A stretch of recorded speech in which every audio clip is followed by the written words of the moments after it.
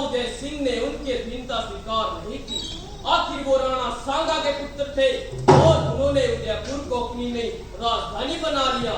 अयोध्या वंश के राणा उदय सिंह के बचपन की एक अनुकरणीय कथा है, जिसको मैं आप दर्शकों को बताना चाहती हूँ। उदय सिंह के बड़े भाई विक्रमादित्य, जो उस समय राजा थे, उन्हें दासी पुत्र बलवीर ने धोखे से मार दिया, क्योंकि वह मेवाड़ का एक छत्र राजा बनना चाहता था। वो मेवाड़ के अंतिम वारिस उदय सिंह को भी मारने निकल पड़ा।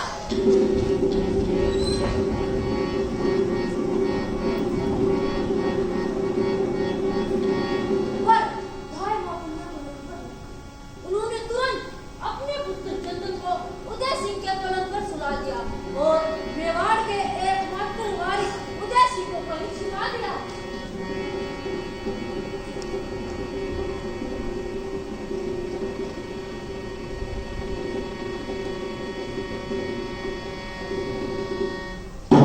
नशे में धुत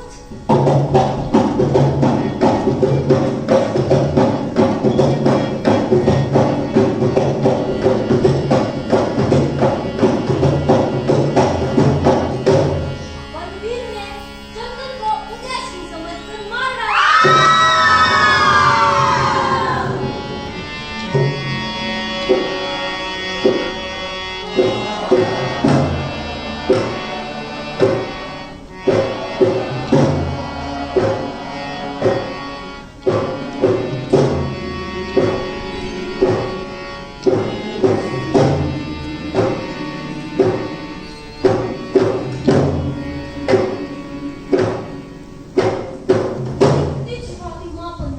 उदय सिंह को कुंभर बदले कर पहुंचे और वहां सबको सच्चाई बताकर उदय सिंह को राणा उदय सिंह बना राजगद्दी पर बैठा दिया। बाद में राणा उदय सिंह ने बलवीर को मार अपना राजा फिर से प्राप्त कर लिया। महाराणा प्रताप इन्हीं के पुत्र थे। कुलों से युद्ध का खतरा देख उदय सिंह ने बचपन में प्रताप को अपनी मां के साथ भीलों के बीच रहने को भेज दिया। प्रताप मां जयवंती से शिक्षा ग्रहण करते रहे। मां ने बतलाया, प्रताप कभी निहत्तों पर वार नहीं करना। भगवान ने हमें दो हाथ दिए हैं, दोनों हाथों से देश धर्म की रक्षा करना। अगर दुश्मन शास्त्र की बात नहीं समझे तभी शस्त्र उठाना। भीलों ने प्रताप का नाम रखा था कीका। क्या नाम रखा था? कीका। और तलवार, भाला, घुड़सवारी, तीर व गोपन चलाना भी सिखाया था। बाद में गुरु कृष्णदेव रावत से छापा मारी, सेना को घेरना और दुर्ग तोड़ने की भी शिक्षा ली। महज 16 साल की उम्र में ही प्रताप ने मेवाड़ की रक्षा के लिए युद्ध करना शुरू कर दिया। बांगड़ के सारदास और उनके भाई क्रमशी चौहान को सोम नदी के किनारे हराया। 54 क्षेत्र के राठौड़ों व गोलवार क्षेत्र को प्राप्त कर अपने मेवाड़ का झंडा ऊंचा किया। इसी बीच मां जयवंती ने प्रताप का विवाह मामरक पवार की सुशील कन्या अजब्ते से निश्चित कर दिया और वो मंगल घड़ी भी आ पहुंची।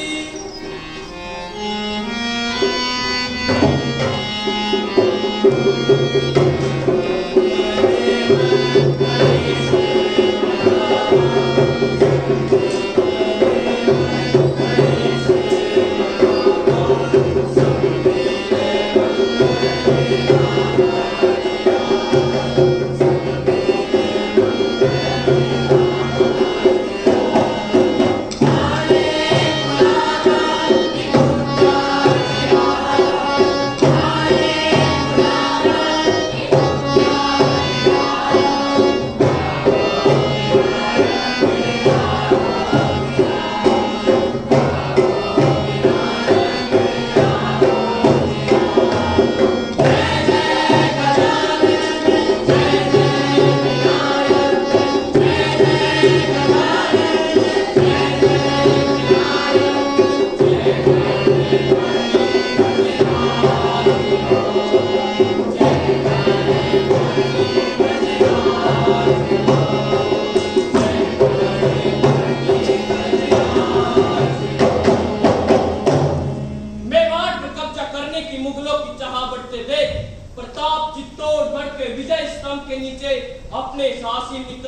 भामाशाह, ताराचंद और झालामान सिंह के साथ जमा हुए। विजय स्तंभ, जिसका निर्माण महाराणा प्रताप के परदादा व मेवाड़ के राजा राणा कुंभा ने 1440 में महमूद खिलजी की सेना को गुजरात और मालवा में हराकर मेवाड़ की जीत का जश्न मनाने के लिए किया था।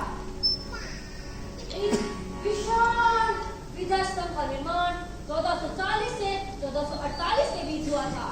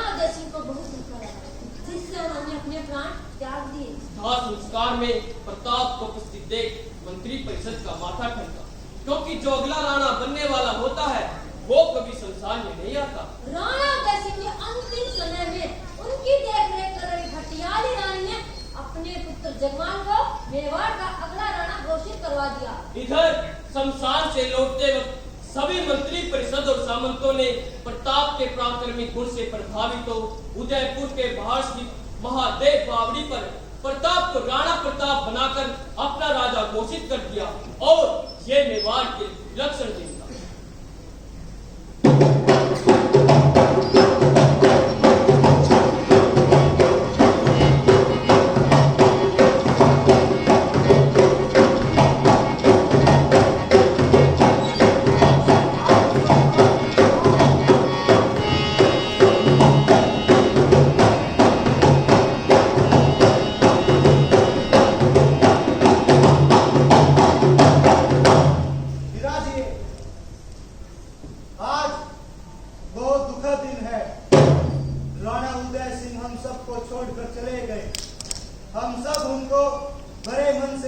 नमन करते हैं।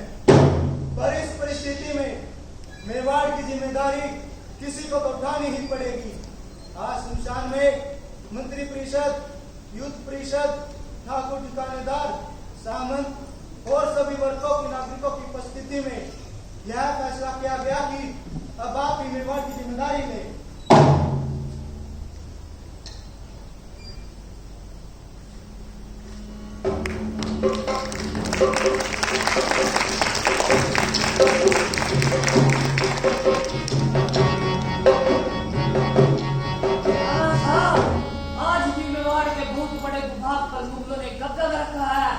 हमारे वीर शूरवीरों को मुगलों ने धोखे से मौत के घाट उतार दिया। हमारी 7,000 माँ बहनों ने अपनी इज्जत बचाने के लिए जोहर कर दिया।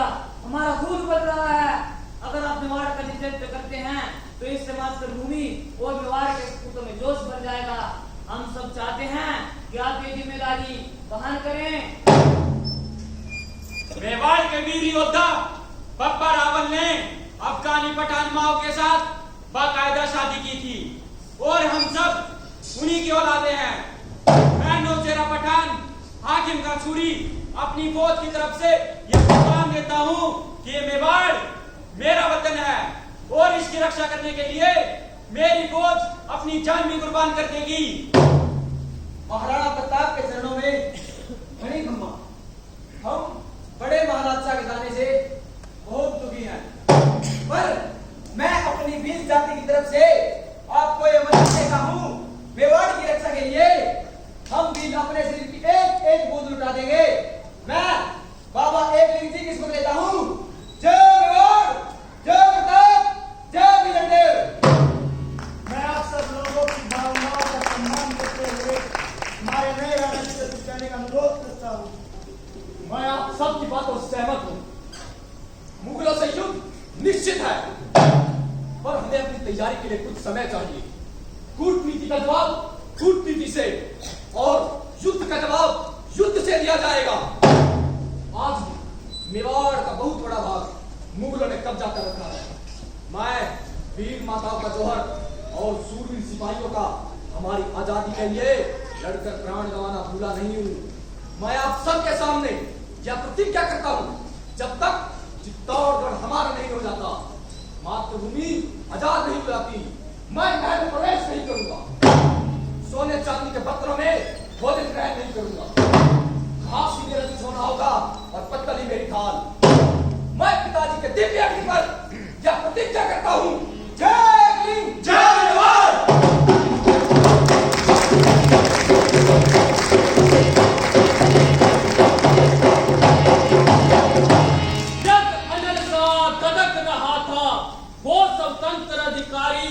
रोम रोम से निकल रही थी चमक चमक चिंगारी। जग वैभव उत्सर्ग किया भारत का वीर बहाकर, माता मुकुलाली प्रताप ने रख ली लहू बहाकर। और इस तरह प्रताप महाराणा प्रताप बने। मेवाड़ के सभी युवाओं को सिपाही बनाया गया। उनके साथ युद्ध अभ्यास शुरू हुए। तलवार, भाला, तीर, कमान के अलावा छद्म युद्ध रचना, सेना को घेरना और दुर्ग तोड़ने व किलों की कमजोरियां उजागर कर उनको भेदने की कला। सबके अलग अलग दस्ते तैयार हुए, लेकिन इसमें सबसे प्रमुख दस्ता छापामार युद्ध का बना था। आधी रात के समय दुश्मन के तोपखाने तक जाकर आग लगाकर भाग आने वाला दस्ता। और इन सभी कठिन अभ्यासों में सब राणा प्रताप शामिल होते थे। वीर अपने पारंपरिक शस्त्र, धनुष बाण और गुलेल से सटीक निशाना लगाते, तो राजपूतों को घुड़सवारी पर तलवार भाले चलाने का अभ्यास करवाया जाता। उधर मुगल बादशाह अकबर को जब इन सब तैयारियों का पता चला, उसने भयभीत तो समझौतों की कूटनीति पे चाल चली और उसने जमाल खान खोरची, आमेर के कुंवर मान सिंह और नौरतन टोडरमल और आमेर के राजा भगवंत सिंह को राणा प्रताप के पास मुगलों के दीनता स्वीकार लेने को भेजा। पर राष्ट्रभक्त प्रताप ने अपने मेवाड़ की आजादी को सर्वोच्च स्थान दिया। युद्ध की संभावना के अलावा प्रताप ने मुगलों के सामने कुछ और रास्ता छोड़ा ही नहीं। जब आखिरी संदेश द्वारा अपने खाली हाथ पहुंचा, तो अकबर के क्रोध का ठिकाना नहीं रहा।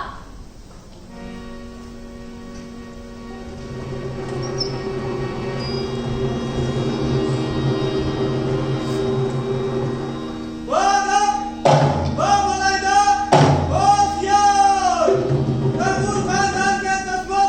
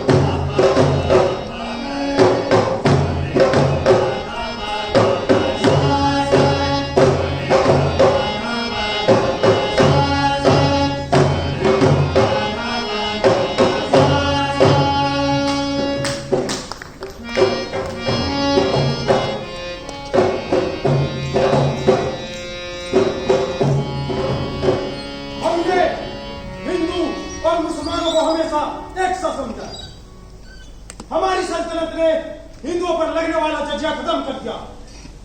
आज दरबार में हिंदू और मुसलमानों को बराबरी का हक हासिल है। दूर काबुल से बंगाले तक और गुजरात से सुमार तक आप सबकी मेहनत से मुगल सल्तनत का परचम लहरा रहा है। उससे छोटा सा राज्य हमारी आंखों में खटक रहा है। जितेगा ही महाराणा प्रताप अपने मेवाड़ के लिए अपनी जान दे देगा, पर मेवाड़ नहीं। शहंशाह आलम, वो तो हमारे बीचों में मेवाड़ के हिस्से को भी मांग रहा है। हुजूर, पक्की खुफिया खबर है कि वो अपनी फौज के साथ जबरदस्त तैयारियां कर रहे हैं। यहाँ अपना वे युद्ध में मारे गए 7,000 सिपाही और 3,000 शस्त्राणियों के जोर का ही बदला लेना चाहते हैं। हुजूर, हमने उसे बहुत लालच दिया, पर उसने अपनी सल्तनत के साथ जुड़े हिंदुओं को खूब गालियां दी और कहा कि तुम सब ने अपनी बेटियां डरकर मुगलों के हाथ बेचकर अपनी जान बचाई है। तुम सब जयचंदों की औलाद हो। जाओ, यहाँ से युद्ध के मैदान में मिलेंगे।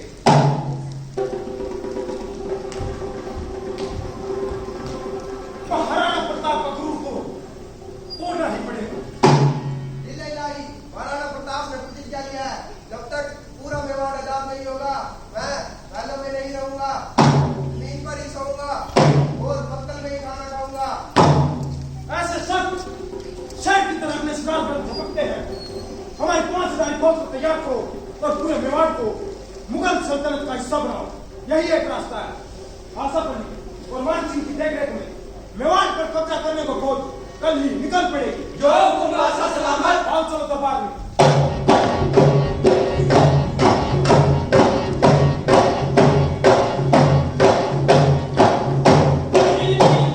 उन्मत्त प्रेम के लेन देन का मृदु अपार, जात में किसी को था अकबर की छिपी नीति का अत्याचार।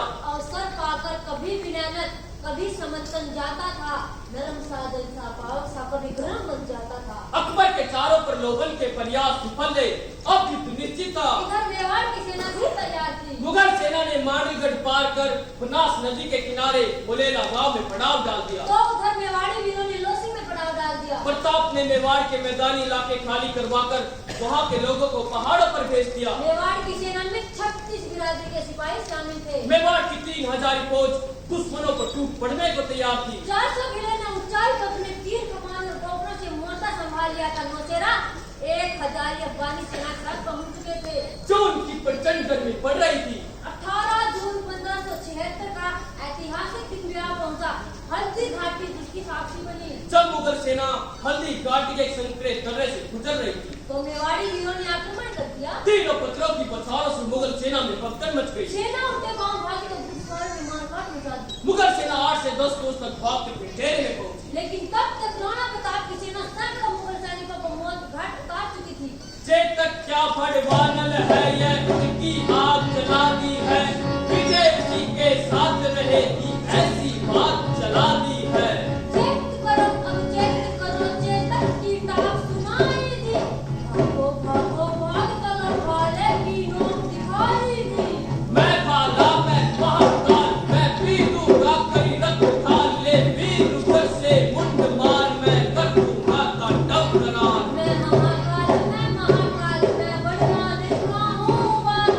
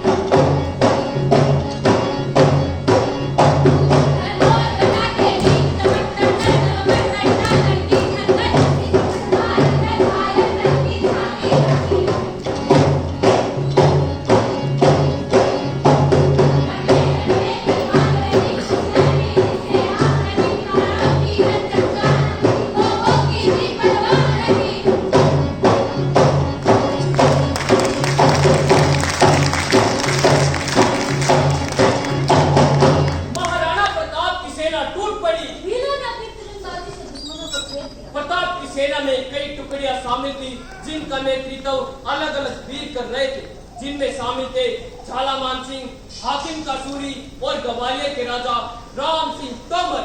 मुगल सेना में 2 टुकड़ियां शामिल थी, जिन्हें संभाल रहे थे शहजादा शेख मंजूर और गाजी खां बाजी हतावल। अचानक हुए हमले को मुगल सेना झेल नहीं पाई। वह हड़बड़ा के पीछे भागी तो तफरी में अपने सैनिकों के घोड़े और सिपाहियों से कुचलकर घायल हो गए। तभी संतरावल दस्ते के निहत्तर खान ने ढोल बजाकर झूठी घोषणा की कि अकबर वहां खुद आ गए हैं।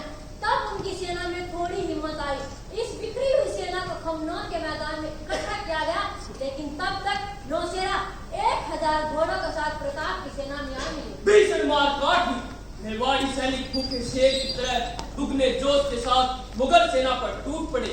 तभी मुगल तोपें आई, लेकिन जब तक मुगल सेना उन्हें चलाती तब तक पूर्व योजना के अनुसार प्रताप के वीरों ने मुगल तोपों का मुंह उनकी तरफ ही कर दिया और इसी के साथ भीली सेना ने तोपें चलाने वालों के शरीर तीरों से छेद दिए। तभी राणा प्रताप की नजर हाथी पर बैठे मानसिंह पर पड़ी। चेतक ने जबरदस्त जोर लगाकर मानसिंह के हाथी पर अपने दोनों पैर गड़ा दिए। प्रताप के भाले की मार से महावत नीचे गिर गया। मानसिंह के मारने के लिए कटार फेंकी तो अपनी जान बचाने के लिए होते के नीचे झुक गया। बिना महावत के हाथी बेकाबू होकर भागने लगा। हाथी पर लगी तलवार से चेतक बुरी तरह घायल हो गया। मानसिंह को बचाने के लिए मुगल सेना ने प्रताप को चारों तरफ से घेर लिया। उसी युद्ध में बहलोल अचानक राणा प्रताप के सामने आ गए। वीर राणा ने एक झटके में घोड़े सहित उसको 2 हिस्सों में काट दिया। घायल चेतक को मुगल सेना से घिरा देखकर झालामान सिंह आगे बढ़े। उन्होंने महाराणा प्रताप से आग्रह किया कि आप युद्ध मैदान से हट जाए, आप जिंदा रहेंगे तो मेवाड़ रहेगा। अनमने भाव से प्रताप ने अपनी पगड़ी झालामान सिंह को दे दी और युद्ध के मैदान से चले गए। उधर वीरता से लड़ते हुए झालामान सिंह ने अपने राष्ट्र के लिए अपने आप को बलिदान कर दिया। युद्ध मैदान से बाहर आते घायल चेतक ने राणा की जान बचाने के लिए 20 फुट चौड़े बरसाती नाले से छलांग लगाकर उसे पार कर दिया। घायल चेतक ने इमली के पेड़ के नीचे अपने प्राण त्यागे। तमाम भक्त तुरंत के बलिदान हो गए। राणा प्रताप की आंखों में तप आंसू भरे। महादेव मंदिर प्रांगण में चेतक को समाधि दी गई। राणा प्रताप बहुत देर तक उसी के पास बैठ बचपन से अब तक की यात्रा के साक्षी रहे और उन्हें याद करते रहे।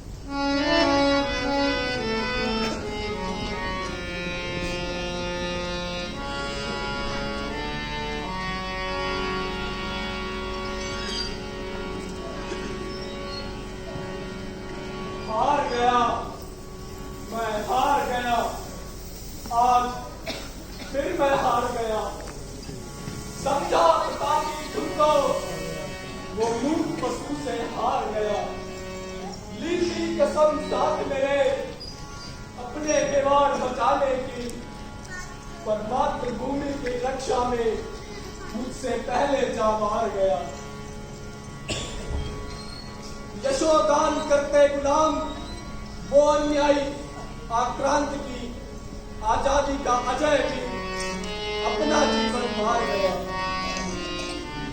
स्वीकार नहीं गुलामी कभी, जब शीश पर पांव धरा, कटा पैर तलवारों से समर जय के पार गया।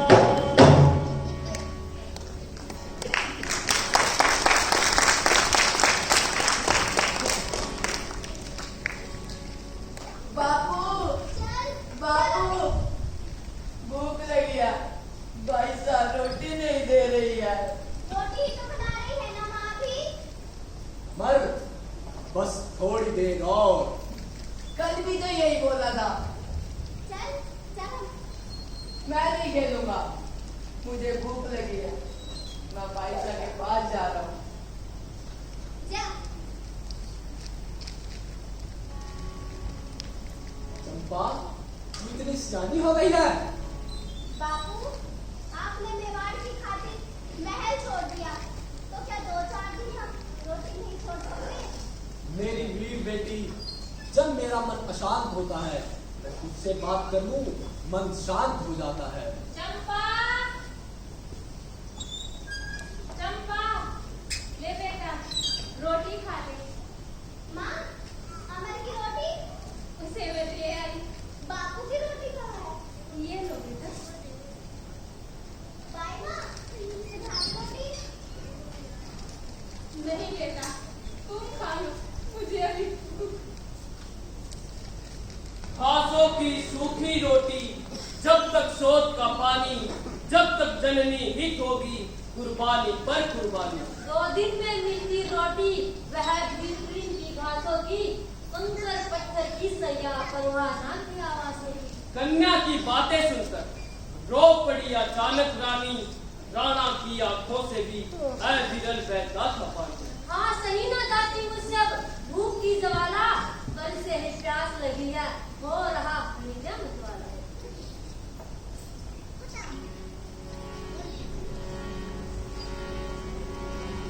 मम्मा खड़ी राणा सा, आओ पूजा राणा, आओ भोजन करो।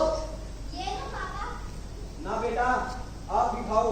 मुझे भी भूख नहीं है, ये तो माँ जबरन दे गई थी। वाह, अद्भुत त्याग है।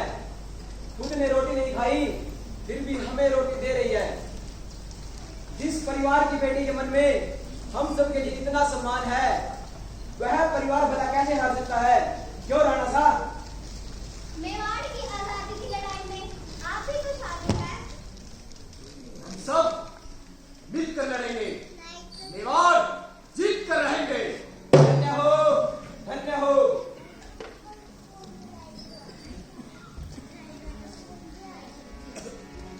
जय मेवाड़, जय मेवाड़ की धरती।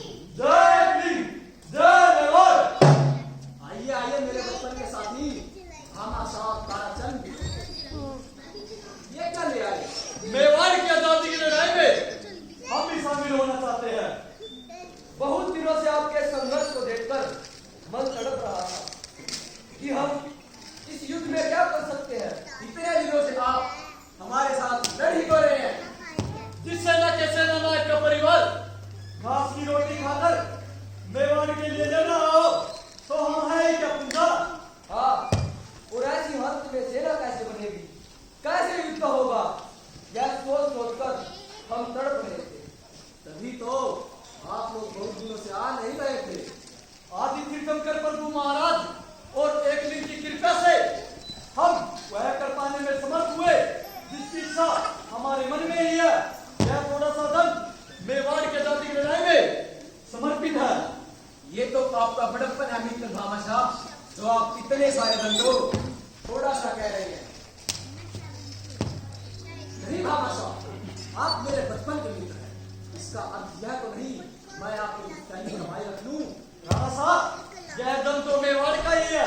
हाँ राणा साहब, मेवाड़ का धन मेवाड़ को समर्पित। राणा साहब, मैं कुछ समझा नहीं। आप तो जानते हैं मेरे पिताजी बारमल रणथंभौर के किलेदार थे। राणा उदय सिंह के सारे खजाने की देखभाल करना उनकी जिम्मेदारी थी। क्या तो हमें मालूम है, पर इस बात से धन क्या कर सकते? हमें मालूम है आत्मा जी ने कभी भी इस खजाने में से एक कौड़ी भी नहीं मिली। अपनी गया है, हम जैनियों का धर्म है। आपको याद होगा कि राणा उदय सिंह ने मालवा और गुजरात का युद्ध भी लड़ा था। हाँ, मुझे याद है। फिर वहां से प्राप्त खजाने को उन्होंने हमारे पिताजी को संभालने को दिया था। मुझे यह भी मालूम है युद्धों के चलते भारमल जी ने उस खजाने को कहीं छुपा दिया था। हमने बहुत कई खातों की तलाश की, पर उस खजाने की कोई खबर न मिली। अब ना तो महाराज रहे, ना ही पिताजी, इनसे मालूम होता। सारा घर तलाशने पर हमें कुछ संकेत मिलना शुरू हुए। हमने पुंजावीर की मदद से उस जगह को खोज निकाला और यही मेवाड़ का खजाना है। राणा साहब, धन्य हो बाबा साहब, धन्य हो। अगर आप चाहते ये सारा धन रख सकते थे, पर आपके मन में भी मातृभूमि का आजादी का सपना है। वैसे ये धन कितना होगा? मेरे हिसाब से 12 बरस के युद्धों के लिए पर्याप्त है। ये है 25 लाख की मुद्राएं और 20,000 सोने के सिक्के हैं। धन्य हो मामा शाह, धन्य हो।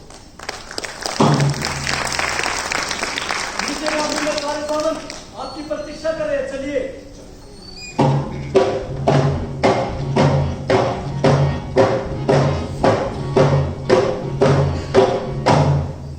वो धन्य देश की माटी है जहाँ भामाशाह लाल पला, उस दानवीर की यश गाथा को मेट सके क्या काल भला।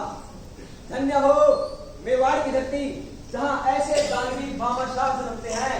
मैं जानता हूँ भामाशाह का खजाना कहाँ से आया है, लेकिन अब मुझे चलना चाहिए। कारगिल लोहारों से चाहे मुझे तलवारें और भाले बनवाने हैं, वो नीचे मेरी प्रतीक्षा कर रहे होंगे।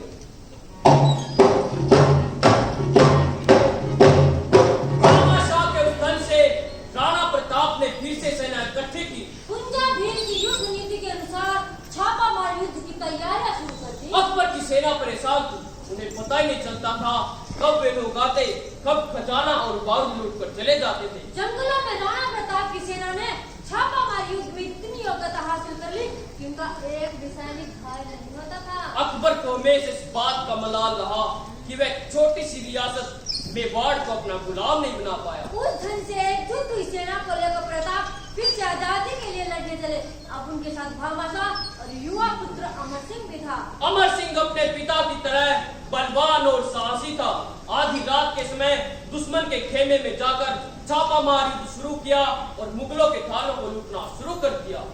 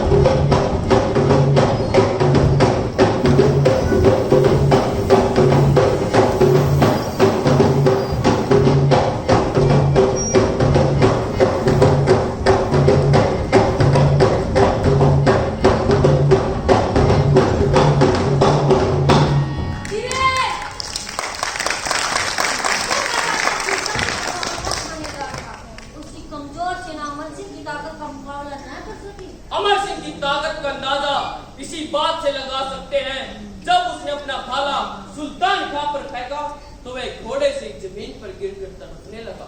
उसकी सेना के सिपाही भी भाले को निकाल नहीं पाए, लेकिन अमर सिंह ने उस भाले को एक झटके में खींच लिया।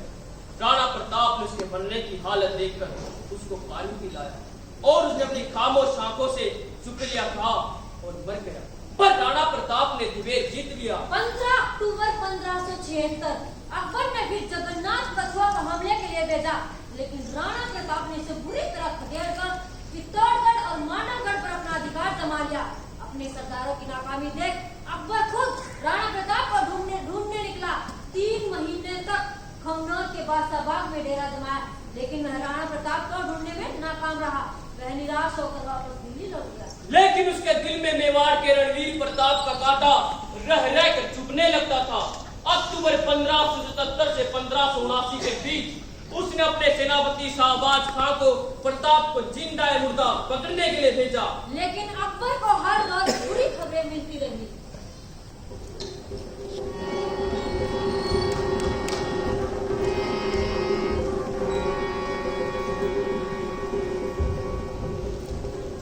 आलम बड़ा कौन सी खबरें लेके आया हूँ? राणा की सेना ने सिरोही के थाने को लूट लिया।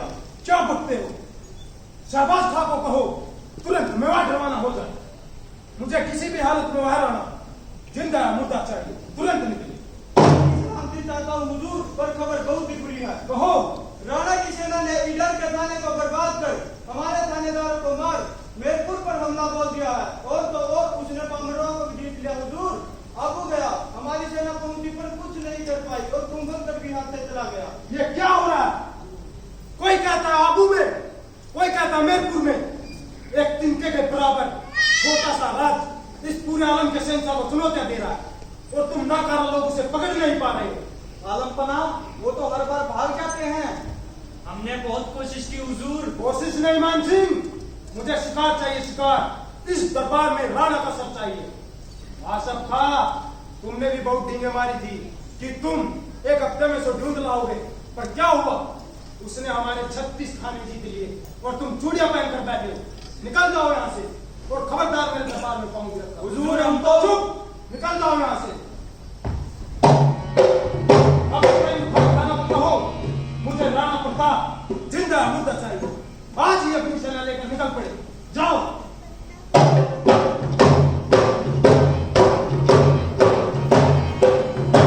1577 से 1579 के बीच शाहबाज खां की लगातार असफलता के बाद अकबर ने अब्दुल बेन खान खाना को प्रताप को जिंदा या मुर्दा पकड़ने के लिए भेजा। इधर मेवाड़ का बच्चा अब अपनी मातृभूमि का दाद कराने के लिए तैयार हो गया था। अब्दुल रहीम की खबर जल्द ही राणा प्रताप तक पहुंची। राणा प्रताप ने अपनी युवा बेटे अमर सिंह को अब्दुल रहीम से लड़ने को भेज दिया। आजादी की चाह में उबलते उस युवा खून की सेना ने अदम्य साथ दिखाते हुए शेरपुर डेरे पर हमला बोल दिया। हमले के डर से अब्दुल बेन कहीं छिप गया। अमर सिंह ने उसकी सेना को हराकर उसकी बेगम आनी खान और पूरे जनान खाने को कब्जे में ले लिया। इन सब को लेकर अमर सिंह जब राणा प्रताप के पास पहुंचा तो राणा प्रताप उसकी यह हरकत देखकर उससे नाराज हो गए।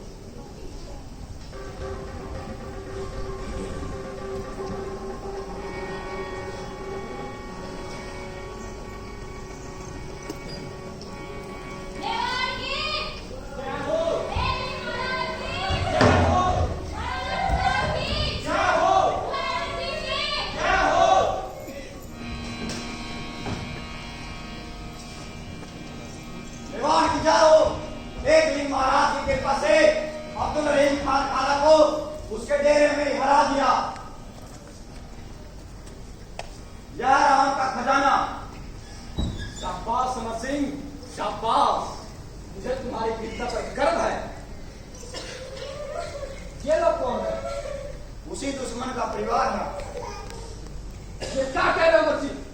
एक राजपूत होके बड़ाई माँ बहनों पर नजर डालने में शर्म नहीं आई? अरे ये औरतें हमारे देश की शान है। किसी की माँ, किसी की बहन, किसी की बेटी है। और उनके गुलामों से है, इनसे नहीं। बहन आनी बेगम, एक बेटी की गलती के लिए मैं आपसे माफी मांगता हूँ। हम तो ख्वाबों में भी नहीं सोच सकते थे कि दुश्मन के कहने से सही सलामत वापस जा सकेंगे। भाईजान महाराणा प्रताप, आपकी शान क़यामत तक सलामत रहेगी। अल्लाह आपको हमेशा महफूज रखे। आमीन। सम्मान के साथ उनके डेरे वापस छोड़ के आओ।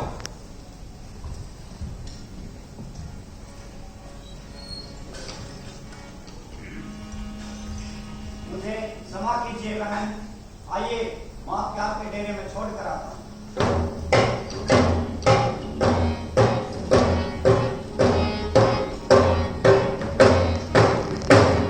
अब्दुल बेन खान खाना ने जब अपनी बेगम को कुछ ही घंटों में जिंदा वापस आते देखा तो उसका मन गल गया।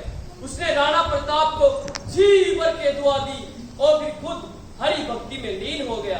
धन थोड़ो इज्जत बड़ी कही रही ये बात, फिर भी कुल की कुल वधू जितड़न में समाये। सन 1576 से 1584 तक पूरे 8 साल तक संघर्ष चलता रहा, लेकिन अकबर राणा प्रताप की कुशल रणनीति से हर बार हारता रहा।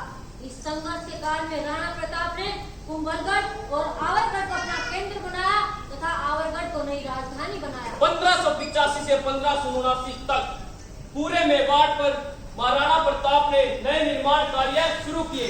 1585 पूरे मेवाड़ में राणा प्रताप ने सिंचाई के लिए तालाब, खेती, बहुत सारे कई निर्माण कार्य करवाए। 1585 से 1579 तक शाहबाज खां की लगातार असफलता के बाद महाराणा प्रताप ने मेवाड़ के पूरे नए वैभव का पूरा निर्माण शुरू किया और पूरे मेवाड़ को एकता का संदेश दिया। जनवरी 1597 में धनुष की प्रशंसा कराते समय धनुष टूटकर उनकी छाती में लग गई।